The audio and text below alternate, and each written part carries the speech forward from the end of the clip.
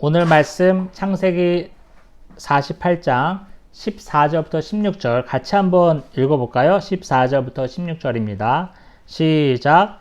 이스라엘이 오른손을 펴서 차남 에브라임 머리에 얹고 왼손을 펴서 므낫세의 머리에 얹으니 므낫세는 장자라도 팔을 엇바꾸어 얹었더라. 그가 요셉을 위하여 축복하여 이르되 내 조부 아브라함과 아버지 이삭이 섬기던 하나님, 나의 출생으로부터 지금까지 나를 기르신 하나님, 나를 모든 환난에서 건지신 여호와의 사자께서 이 아이들에게 복을 주시며 이들로 내 이름과 내 조상 아브라함과 이삭의 이름으로 칭하게 하시오며 이들이 세상에서 번식되게 하시기를 원하나이다. 아멘. 네, 오늘은 엇갈린 운명에 대해서 설교하도록 하겠습니다. 창세기 48장을 다 설교하겠습니다. 한 호흡에. 지난주에 우리가 뭘 살펴봤냐면요. 야곱이 요셉을 이제 만나면서 요셉에게 특별히 당부하는 거죠.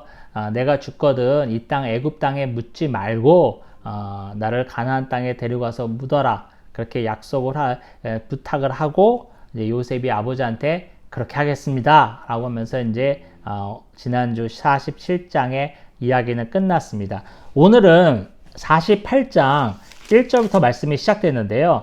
1절에 이 일 후에라는 말이 있어요. 부사구죠. 시간을 나타내는 부사구. 이 일은 앞에 있는 내용이에요. 야곱이 요셉에게 나를 이 땅에 묻지 말아라 그랬더니만 아버지 꼭 그러겠습니다 라고 약속을 했던 이 일 후에 얼마의 시간이 흐른지는 모르겠습니다. 몇 년이 흐른지는 모르겠는데 흘러가지고 이제 어떤 사람이 이제 요셉에게 전가를 전해줘요. 그때는 전화가 있는 시절이 아니니까 사람이 직접 가서 소식을 전해야 되는 겁니다. 그럼 뭐라고 전하냐면은 네 아버지가 병들었다 라는 소식을 전해줘요. 그 소식을 듣자마자 요셉은 즉각적으로 눈치를 챕니다. 우리 아버지가 임종이 임박했구나. 얼마 못 사시겠구나 하면서 사건의 심각성을 깨닫고 두 아들 므낫세와 에브라임, 요셉이 그 땅에 가나안 땅이 아니죠. 애굽 땅에 들어가서 애굽의 제사장의 딸과 결혼을 했잖아요. 그래서 낳은 아들이 므낫세와 에브라임이에요. 그 두 아들을 데리고 아버지한테 가는 거예요. 왜죠? 아버지가 오늘 내일 한다는 것을 직감하고 두 아들, 손주의 얼굴을 보게끔 하기 위해서 두 아들을 얼른 챙겨서 가는 거예요. 이걸 통해서 또 알 수 있는 건 뭐냐면 요셉은 아버지와 형들이 살고 있는 고센 땅에서 또 라암셋이라는 다른 지명도 있었죠. 고센 땅에서 살고 있지 않음을 알 수 있어요. 그건 당연하죠. 요셉은 총리잖아요. 총리는 바로 바로의 궁궐에서 진무를 보고 있고 그렇기 때문에 출퇴근하기 좋은 바로의 궁전 옆에 근처에 자신의 그런 총리 그런 사저가 있었을 겁니다. 집이 있었을 거예요. 거기서 살다가 이제 전가를 받고 불이 나게 고센 땅으로 내려갑니다. 그래서 고센 땅으로 내려가니까 3절에 보니까요. 요셉이 2절에 마지막 보니까 요셉이 왔다는 소식을 듣고 오늘 내일 숨을 깔딱깔딱 하던 노인네 야곱이 온 힘을 쏟아서 침상에 겨우겨우 앉습니다. 앉아서 요셉을 맞이하는 거예요. 요셉이 누구예요? 야곱이 그토록 사랑했던 유일하게 아내로 여겼던 라헬이 낳은 첫 번째 아들. 야곱은 뭐 아들도 많았잖아요. 그렇지만 참 아들은 요셉이었잖아요. 그 요셉을 죽기 전에 내가 보는구나 싶어서 겨우겨우 힘을 내어서 침상 머리에 앉는 거예요. 아들을 보겠다는 일념으로 정말 마지막 힘을 쏟아내서 침상 머리에 앉습니다. 그러면서 요셉에게 이제 이야기를 건네는데 지금부터 이야기하는 것은 야곱의 유언이라고 해도 과언이 아닙니다. 마지막 호흡까지 쏟아내면서 내뱉는 말이에요. 겨우겨우. 뭐라고 하냐면은 3절에 보니까 가나안 땅 루스에서 전능하신 하나님이 내게 나타나사 복을 주셨다라는 내용을 꺼내요. 고려적 얘기를 꺼냅니다. 벌써 몇십 년 전의 얘기예요. 창세기 35장을 배경으로 하는 얘기인데 이 배경은 뭐냐면요. 루스 땅은 베델의 다른 이름이죠. 베델에서 나를 만나 주셨던 하나님, 나에게 나타나서 복을 주셨던 하나님을 얘기하는데 베델에서 야곱은요. 하나님을 두 번 만났잖아요. 첫 번째 만날 때는 장가를 가기 위해서 내려가던 길에 베델에서 하나님을 만났고, 그 다음에 거기서 이제 장가 들어서 처자식 다 얻고 외삼촌 몰래 도망 나왔는데 형 에서를 만나서 벌벌벌 떨고, 이런 시절에 다시 하나님께서 다시 베델로 올라가라, 의복을 정제하고 모든 것을 깨끗이 하고 베델로 올라가라는 명령을 받고 다시 베델로 왔잖아요. 그게 바로 35장이에요. 35장에서 11절에 하나님께서 축복을 하셨습니다. 어떤 내용이냐면 제가 읽겠습니다. 하나님이 그에게 이르시되 나는 전능한 하나님이라. 생육하며 번성하라. 한 백성과 백성들의 총회가 네게서 나오고 왕들이 네 허리에서 나오리라. 라는 축복을 주셨어요. 어떤 축복이죠? 생육하고 번성하라는 축복. 많이 듣던 얘기죠. 제가 지난 시간에도 반복했는데, 아담이 받았던 축복, 노아가 받았던 축복, 아브라함이 받았던 축복을 야곱이 베델에서 창세기 35장에서 받았어요. 그 축복이 계속 연속되고 있음을 우리는 명확하게 기억해야 합니다. 그러면서 이제 나한테 복을 주셨는데 어떤 내용이냐면은 그 내용이에요. 내가 너로 생육하고 번성하게 하여 내게서 많은 백성이 나게 하고 내가 이 땅을 네 후손에게 주어서 영원한 소유가 되게 하리라. 4절에 나와 있습니다. 그런 축복을 하나님이 내게 하셨다라는 거예요. 지금 몇십 년 된 이야기를 꺼내는 겁니다. 이거는 뭐죠? 야곱이 마지막 순간에 참 아들인 요셉을 앞에 놓고 자신의 험악한 세월, 우리가 지난 전장에서 야곱이 바로에게 자신을 소개할 때 험악한 세월을 보냈나이다 라고 고백을 했다고 했잖아요. 정말 그 험악한 인생을 소개하면서 그때 나를 만나 주셨던 하나님, 생육하고 번성하라고 축복하셨던 하나님을 언급하면서 한마디로 말하면 자신 인생을 한 줄로 요약하고 신앙 간증을 하고 있는 겁니다. 지금 죽기 바로 직전에. 근데 그 다음이 중요해요. 자, 5절이 중요한데 5절이 정말 중요합니다. 5절을 제가 한번 읽어볼게요. 내가 애굽으로 와서 네게 이르기 전에 애굽에서 네가 낳은 두 아들 에브라임과 므낫세는 내 것이라. 루벤과 시므온처럼 내 것이 될 것이요. 지금 아버지가 노망이 들었나? 갑자기 무슨 말 하냐면은 뜬금없이 자기 인생의 신앙 간증을 하면서 한다는 말이 네 아들 에브라임과 므낫세는 내 것이 되겠다라고 말하는 거예요.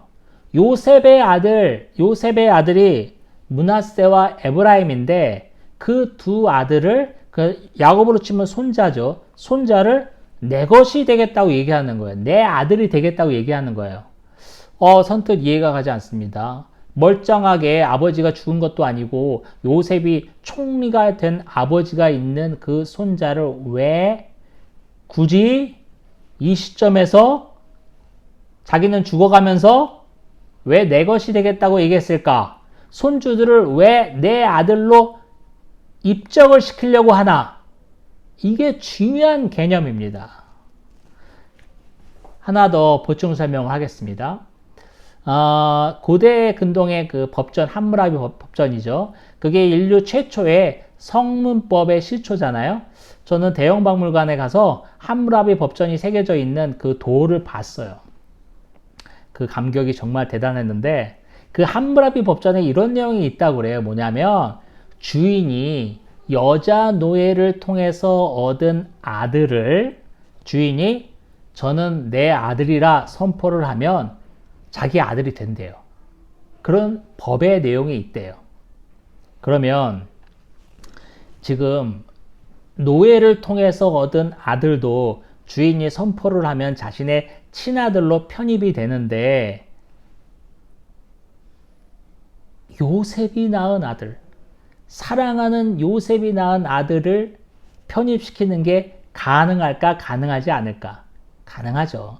당시 문화로도 가능한 일입니다. 그냥 세상 문화로 봤어도 가능한 일이에요. 얼토달통한 게 아니에요. 가능한 일입니다.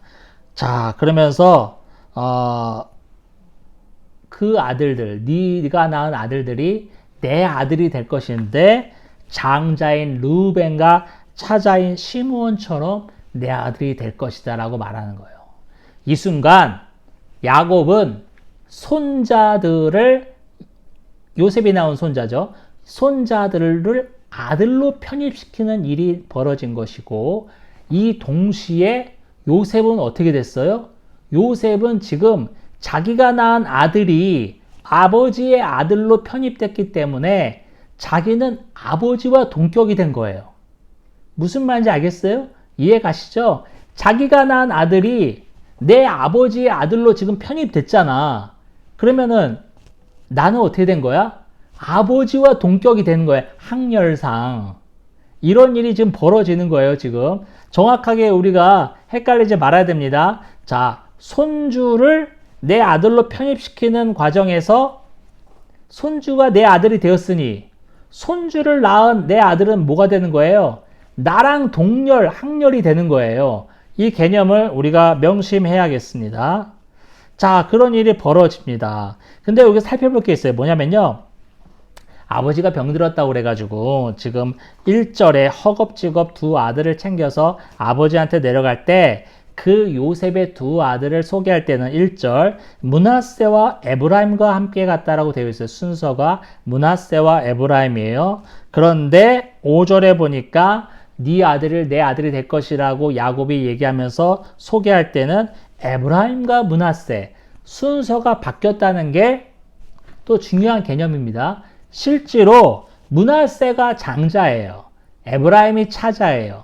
그래서 1절에서는 요셉은 그 순서에 맞게 자신의 아들을 소개했어요. 그런데 손자들을 내 아들로 편입하겠다는 얘기를 하면서 야곱은 그걸 거꾸로 에브라임과 므낫세는 내 것이 될 것이다 라고 얘기합니다.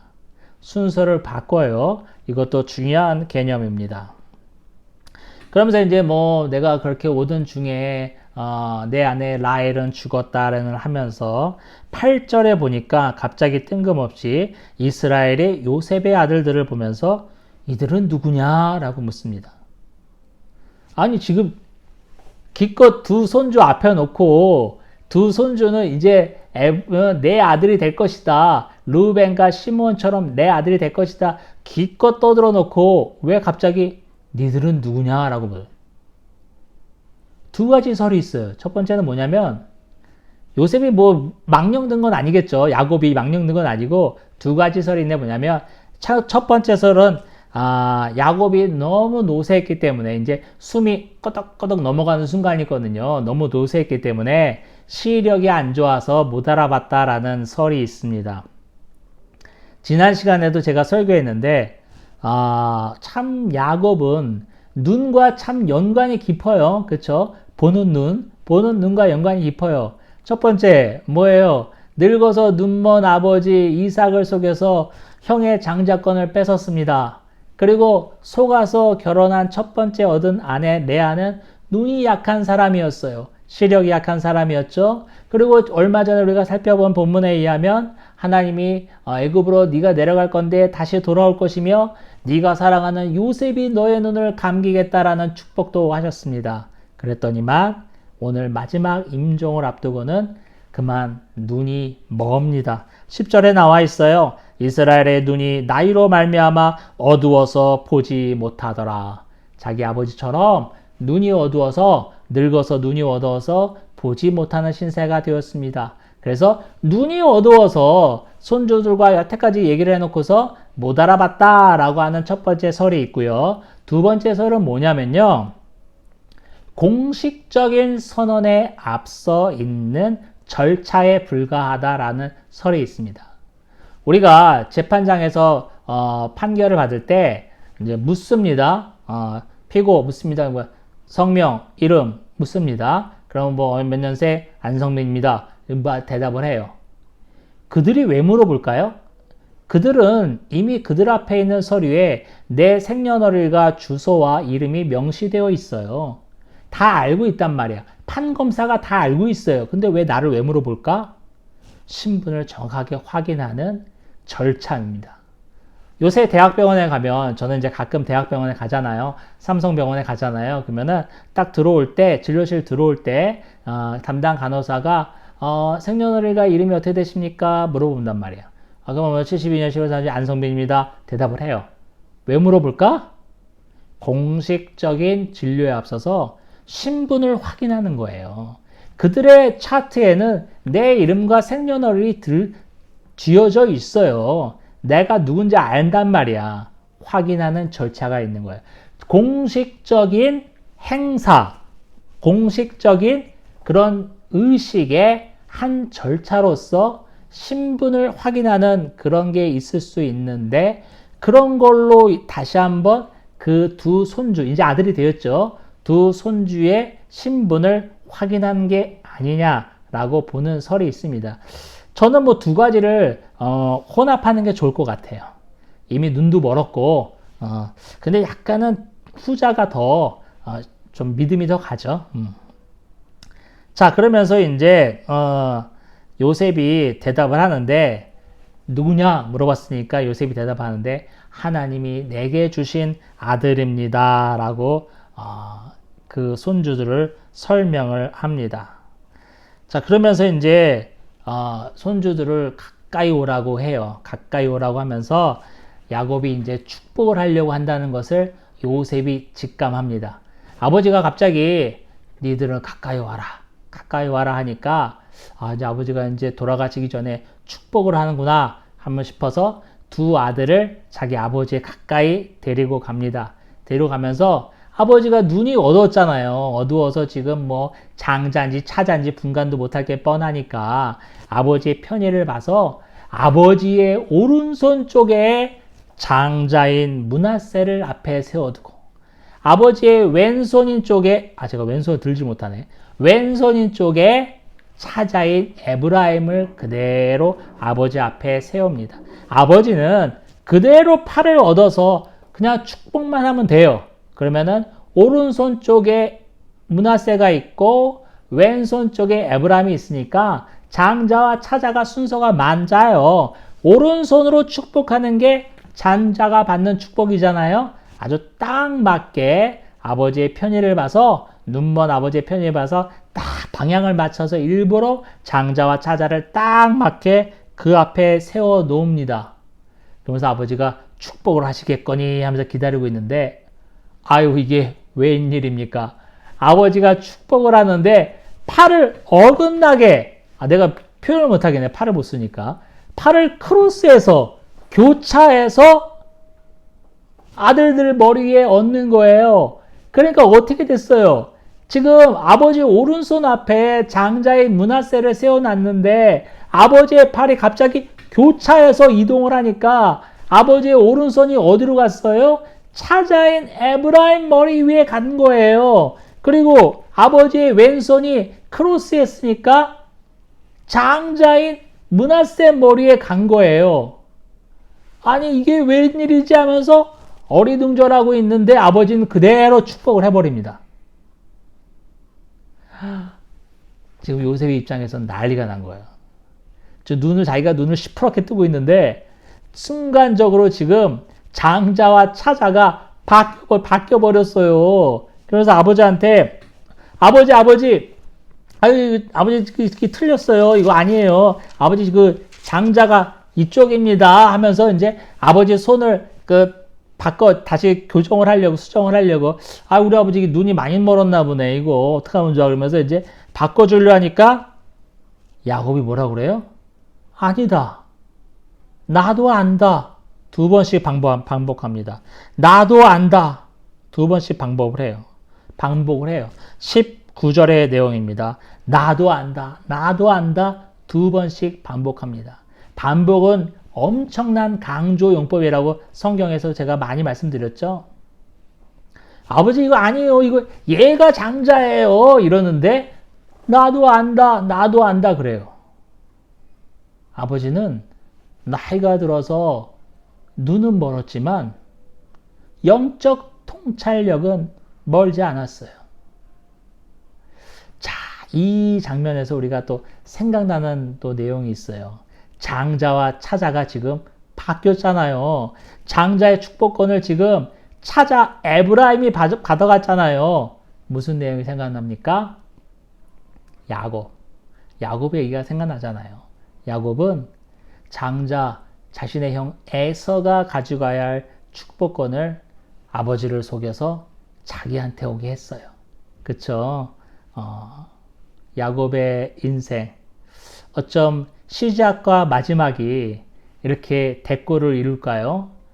우리가 이거 수미쌍간을 이룬다는 말을 하는데 그 수사적 표현으로 야곱의 인생 시작에도 장자와 차자가 바뀌는 일이 있었고 그래서 자기가 장자가 됐고 지금 야곱이 숨을 거두기 바로 직전인데도 장자와 차자를 바꾸는 일이 벌어집니다. 참 운명이 참 아이러니하죠. 그러면서 이제 요셉을 위로하는 거예요. 19절 뒤에 보니까 나도 안다 그러면서 아버지 이게 아니라니까 틀렸다니까 그래서 막 속이 달아 있으니까 뭐라고 그러냐면은 그도 한 족속이 되어 그도 크게 되겠다 그러는 거예요. 아버지 장자 차자 바뀌었어요. 얘가 장자예요 하면서 막 그러니까 위로한다는 말이 지금 장자 차자를 내가 바꿨는데 지금 바뀐 인생이 된 진짜 장자도 큰 족속이 되겠다고 위로하고 축복을 합니다. 자, 그러면서 그날의 축복으로 인하여 20절입니다. 에브라임과 므낫세의 운명이 바뀝니다. 에브라임은 차자였는데 할아버지가 팔을 어긋나게 해서 크로스에서 축복함으로 말미암아 장자가 됐어요. 자, 그 다음에 여기서 되게 중요한 걸 제가 설명을 드리겠습니다. 그래서 실제로 에브라임과 므낫세가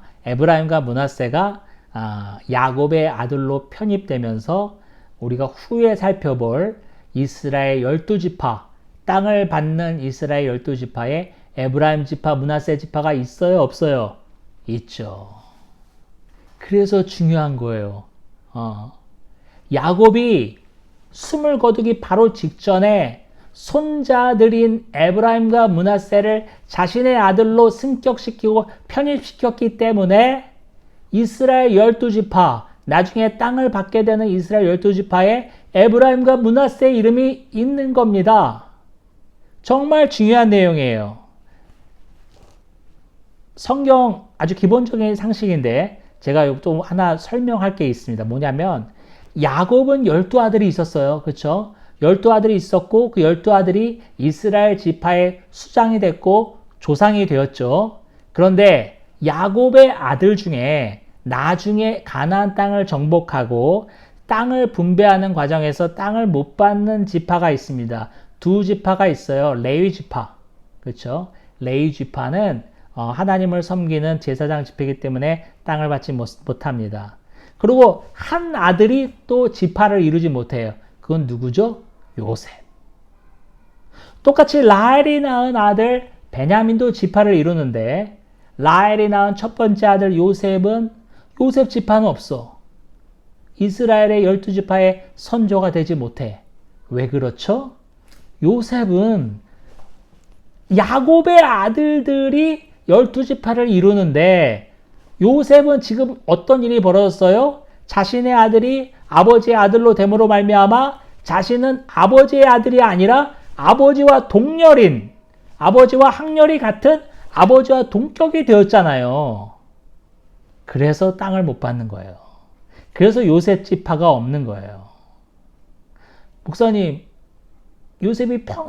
야곱이 평생 요셉만을 사랑했다는데 왜 야곱의 아들로 이루어진 12지파에 요셉 지파는 없습니까? 그게 바로 오늘 사건 때문에 그래요. 되게 중요하죠. 되게 중요합니다. 그러니까 야곱이 지금 노망이 들어서 눈이 안 보여서 팔을 갑자기 크로스해서 장자와 차자를 바꾸는 것이 아니라 하나님의 큰 구속사의 흐름을 통해서 에브라임 지파와 므낫세 지파가 있어야 되잖아요. 그들을 지파를 이루게 해야 되잖아요. 그래서 손주를 갑자기 뜬금없이 자신의 아들로 승격시키고 그토록 사랑했던 아들 요셉은 지파를 이루지 못하며 장자와 차자를 바꿈으로써 정말 에브라임 지파가 므낫세 지파보다 크게 되는 일이 바로 오늘 사건 때문에 일어나는 일이에요. 구속사적으로 엄청 중요한 의미를 갖고 있는 본문이 바로 오늘 본문입니다. 노망이 들어서 그렇게 된 게 아니에요. 정신이 나가서 그렇게 된 게 아닙니다. 중요한 부분을 오늘 다뤘습니다. 그러면서 이제 마지막은 나는 죽으나 하나님이 너희와 함께 계시니 너희를 인도하고 조상의 땅으로 돌아가게 하겠다라고 유언을 합니다. 이 유언대로 430년이 지난 후에 이스라엘의 후손들은 어떻게 됐어요? 정말 출애굽을 하게 되었습니다. 하나님의 약속이 이렇게 하나도 땅에 떨어지지 않아요. 반드시 이루어집니다. 오늘 본문은 여기까지입니다. 여기서 우리가 살펴보고 싶은 것은 지난주와 동일한 주제인데 신실하신 하나님이에요. 하나님의 약속은 반드시 이루어진다는 것이에요.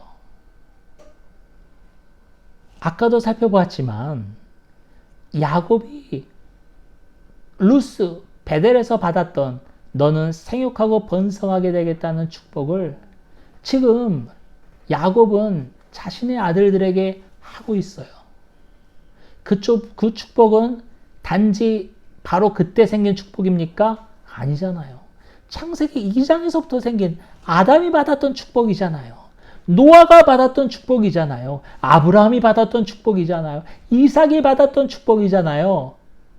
야곱이 받았던 축복이잖아요. 그게 야곱의 아들에게도 그대로 전가되는 거예요. 이 축복이 이어지면서 정말 어마어마한 일들이 있었잖아요. 하나 예를 들어볼까요? 아브라함이 자기 아내가 너무 이쁘니까 애굽 왕의 누이라고 속이는 일이 벌어졌잖아요. 잘못했으면 아브라함은 아브라함의 씨를 통해서 번성해야 되는데 사라가 애굽의 왕의 첩으로 들어갈 뻔했잖아요. 그러면 이삭이고 뭐고 없는 거잖아요. 이삭도 마찬가지였잖아요. 아비멜렉에게 아내를 뺏길 뻔했잖아요. 그리고 당장 지금 야곱의 가족 그 씨가 번성하기는커녕 가뭄으로 싹 다 죽을 뻔했잖아요. 그런데 팔린 아들 요셉을 통해서 그 가족이 고센 땅에 오게 되고 정말 드라마처럼 고센 땅에서 남의 땅에서 지금 살고 있지만 먼 타향에서 살고 있지만 하나님이 그 씨를 축복하셔서 타향살이 속에서도 그 수가 증가했잖아요. 야곱의 식구들이. 우리의 인생도 마찬가지입니다. 저와 여러분도 하나님의 구속사 흐름 가운데 주인공으로 쓰임받은 존재입니다. 그렇다고 해서 우리에게 아무런 일이 일어나지 않을까요? 평탄한 일만 일어날까요? 형통한 일만 일어날까요? 아니에요. 우리에게는 기가 막힌 일도 일어납니다.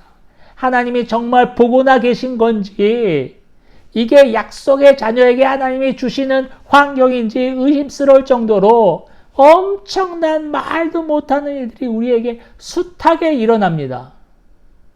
그러나 우리가 그때마다 다시 기운을 차릴 수 있는 것은 뭐예요? 하나님의 약속은 절대로 땅에 꺼지지 않는다.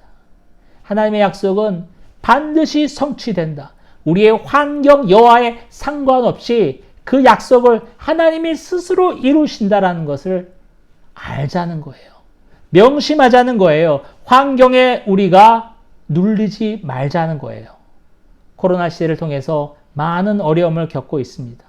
정말 말도 못하고 신음도 내지 못할 정도로 좌절하고 있는 성도들이 얼마나 많은지 몰라요.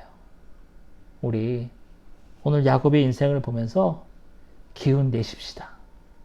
하나님이 보고 계시는구나. 하나님이 나를 이끌어 가시는구나. 반드시 약속의 땅으로 끌고 가시는구나라는 믿음을 되새기는 저와 여러분이 되기를 주님의 이름으로 축복합니다. 아멘.